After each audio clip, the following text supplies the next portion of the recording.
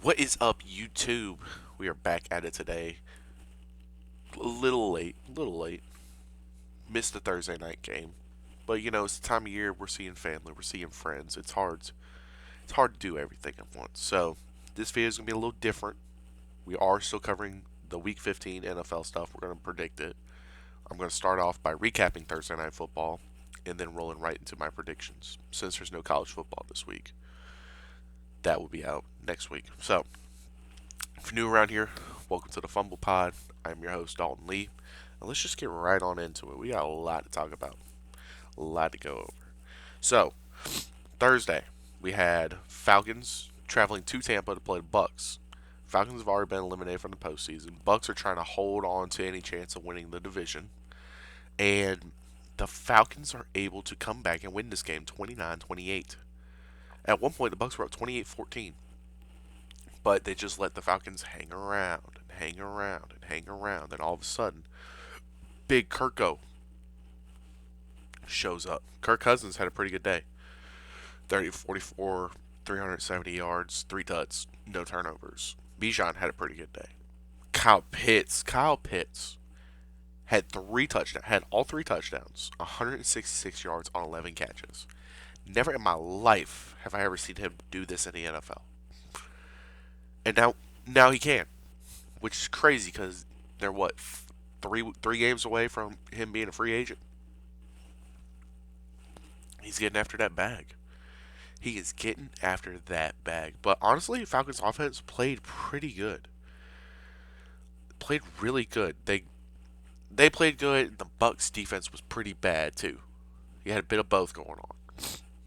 But before I get to the Bucks defense, I want to go over their offense because they really didn't have that bad of a day. I mean, Baker still threw for 270 yards, 2 touchdowns, had a pick.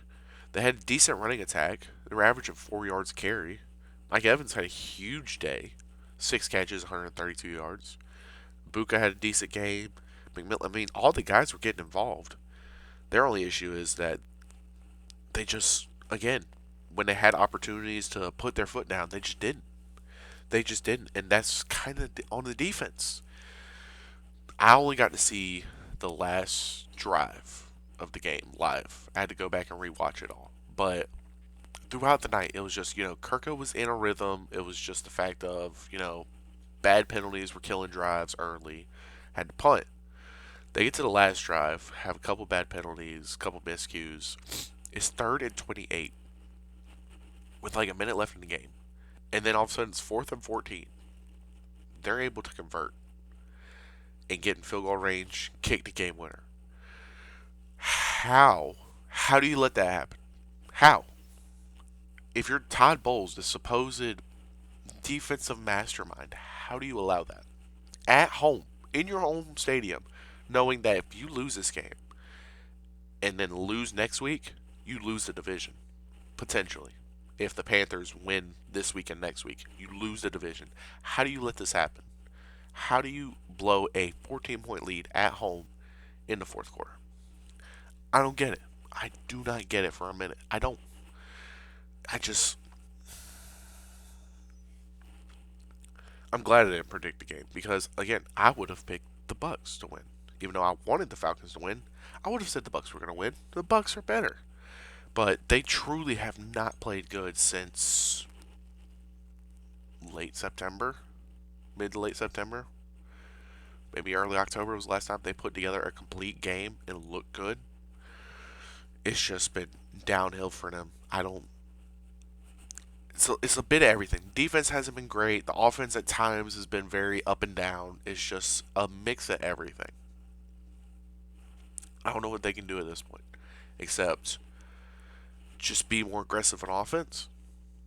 If you get a lead, you just got to keep your foot on the pedal, keep plowing through, keep going. That would be my suggestion for them because that way, at least then you can stay in a rhythm, help out your defense a bit if you just keep scoring. But I don't know if this offense is built to do that strictly based off of age in the wide receiver room. Your quarterback's a little banged up. All your running backs are trying to come back from injury. Excuse me. It's just, I don't know. They got a lot of moving pieces. that are in play here, and it's just they're all over the place. They're all over the place. Now, let's get into our predictions. We got a big slate of games. We had a lot of good games this week. A lot of good games. Some division games, just some nice matchups. So let's get right on into them. 1 o'clock. Chargers traveling to Kansas City to play the Chiefs. Chiefs are a 6 point favorite. I I don't know. I don't know why. I can't tell you last time I've seen the Chiefs play a good complete game. They're coming off of worst game of Patrick Mahomes' career. No touchdowns, 3 picks. I just I don't understand it. I don't understand why they're still favorited in games. I understand Chargers haven't looked great, mainly because last week it took overtime and Jalen Hurts throwing 4 interceptions and a fumble to win. But the last time these two teams played, Chargers were able to kind of dominate line of scrimmage and get the win in Brazil. Chargers offensive line is a little banged up, but the Chargers have a little bit more continuity going on. They've been more consistent, more they've been winning more. They know how to. I think Chargers go in and truly just dominate this game yet again and officially not officially, but I think Chargers win this game and they eliminate the Chiefs, which then means if I'm the Chiefs, I'm going back to the drawing board. I'm figuring out what I need to do to this team and how can I fix it. Because your quarterback still has too much talent, and honestly, your receiver room is still too young to not be good. Between Rasheed Rice, Xavier Worthy, Noah Gray, your backfield's a little questionable. Your starting tight end's starting to get a little questionable just because of his age. Your offensive line, you got to figure that out. The defense is still solid. They're just getting old, but they're still solid. I think they just got to get younger. They need a youth movement sooner than later. But I'm going to take Chargers 24-13. The next 1 o'clock game is the Bills at the Patriots. The Bills are a 1.5 point favorite. And this, I can at least kind of understand why. Because we've seen the Bills lately in a lot of close games with other good teams, and they've been able to pull some of them out to get back to 9-4. But the Patriots, man, they're 11-2. They're balling out of their minds. They're at home. I think Drake May is on course to at least be able to throw his hat in the ring for MVP. I think that's a fair conversation. The defense has been playing pretty good. The offense, I think, has really been a shocker here. And again, they're at home. The Patriots already won this matchup in Buffalo. I still think the Patriots are going to win this game. I think it'll be close. Last time it was 23-20. I think this time's going to be like 28-24. I think it's going to be a good old-fashioned little back-and-forth contest. Patriots are going to be able to go up late and win the game. So give me the Patriots in that one as well. Then we jump into our 4 o'clock games. We got 3 we're going to talk about. First one is Packers are going to Denver to play the Broncos. This is an exciting game, in my opinion. Could be a potential Super Bowl matchup. Could be. There's a chance both these teams will see each other again in the Super Bowl. Who knows? Right now, the Packers are favored by 2.5. It's in Denver. I think Denver is slightly overrated. I understand they're 11-2, but at least their 11-2 is different than like New England's 11-2. Because you watch New England play and you're like, oh yeah, this is a team that should be double-digit wins already. Whereas you look at the Broncos, you're like, they're winning these really weird games where they'll only score 13 points and they'll win because of the defense. At some point, they're going to run into an offense that is just too good. And if they can only score 13 points, it's not going to be good enough to win. And I think this is that week. Just because Jordan Love and the Packers offense have really gotten to a groove since Thanksgiving. They look good against the Lions. They looked good last week against the Bears. I think they're going to have another efficient day as well. Be able to establish a run game, open up the play action, let all the receivers get in on the fun. I think they're going to kind of expose the Broncos a bit to show us that the offense is kind of holding back the Broncos a little bit. The defense is phenomenal. The defense is ready to win a chip. The offense at times is very questionable, and I think we're going to see that this weekend and finally be like, okay, this is the Broncos that we actually should see more times than not. So give me the Packers to win this one, 24-20. I just think, they're favored 2.5. I know it's because the Packers are, in my opinion, the better team, but they're still trying to respect that the Broncos are at home, and the Broncos are still pretty good. But I'm gonna take Packers to win 24-20. Second 4 o'clock game is the Lions at the Rams. Rams are favored 6 points. This I can understand mainly because the Lions team has been so up and down this year. Some weeks they look like the best team in the league, and some weeks they just look meh. I think they're still going to look good this week, even though this Rams defense is phenomenal with how young they are and just how well they fly around the ball. But you're going against MVP Stafford. He's got all his weapons with him. He's got Devontae, he's got Puka, he's got his tight ends, he's got two solid running backs in the backfield. A really good offensive line, plus a young defense that's going to force some turnovers. I like the Rams in this one, 35-31. I do think the Lions will still cover it. They'll keep it close, and it's going to be a very fun game to watch. But I think the Rams just have the better team, mainly on defense. Lions defense concerns me a lot. Their offense can put up a bunch of points, but their defense is going to give up a bunch as well. So give me the Lions to win it 35-31. And now we get into the third 4 o'clock game. You got the Carolina Panthers traveling to New Orleans to play the Saints. Panthers favored 2.5 points. And this is a bigger game than what people will probably talk about or say, mainly because since the Falcons have beat the Bucks, if the Panthers win this week, beat the Saints, and then beat the Bucks next week, they win the division with 2 games left in the season. The Panthers haven't won the division since 2015 and haven't gone to the playoffs since 2017. So this would be big just for the franchise to be able to get back into postseason with a team that I still don't think is particularly great. I think they're solid. It's just sometimes they pick and choose when they want to be good and when they're not. But I know we already saw this matchup once this year in Carolina, and the Saints kind of dominated this game. Bryce Young did not look good, but I think at this point in the season,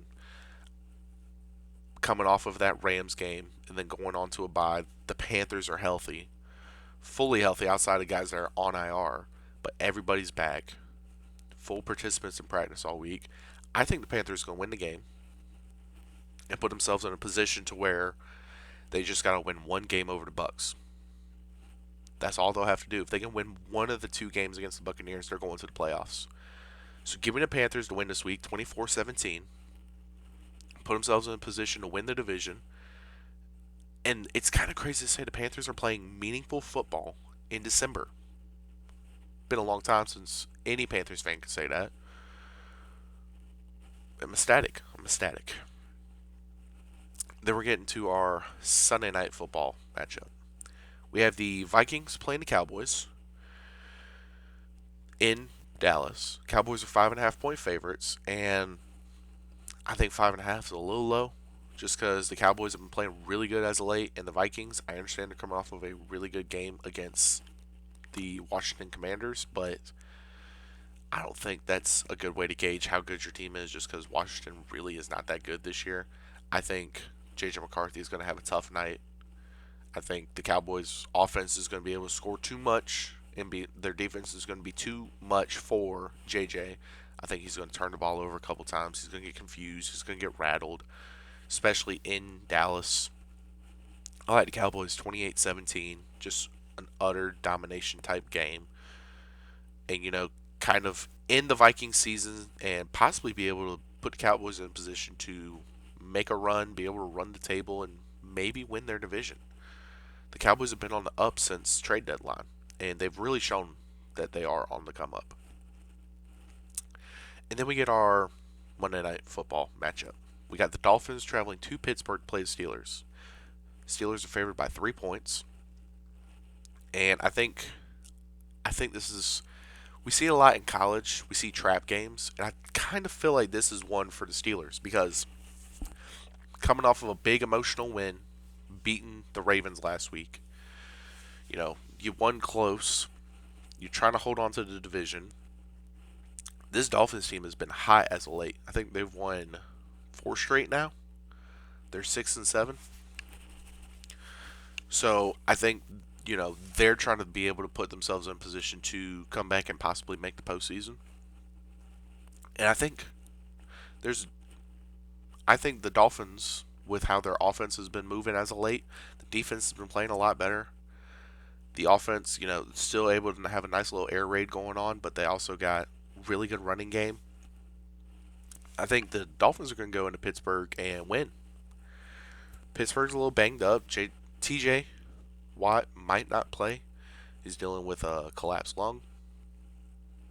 Aaron Rodgers still hasn't looked great this year, in my opinion. I think they'll be able to go in and win. Give me the Dolphins 24-21. So, and that's all the games I got to talk about. I picked a couple upsets. Picked a couple easy, in our eyes, easy matchups that should win. But there's a lot of these games could go one way or the other. Like, the Bills could beat the Patriots. Broncos could beat the Packers.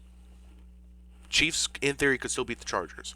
A lot of these games can go one way or another. It's just based off of the eye test and what we've seen all year. I like I like my odds. I like who I picked. If you're new here, subscribe, hit the notification button. Let you know when we're posting more content. If you've been around for a minute, like the video, share it with a friend.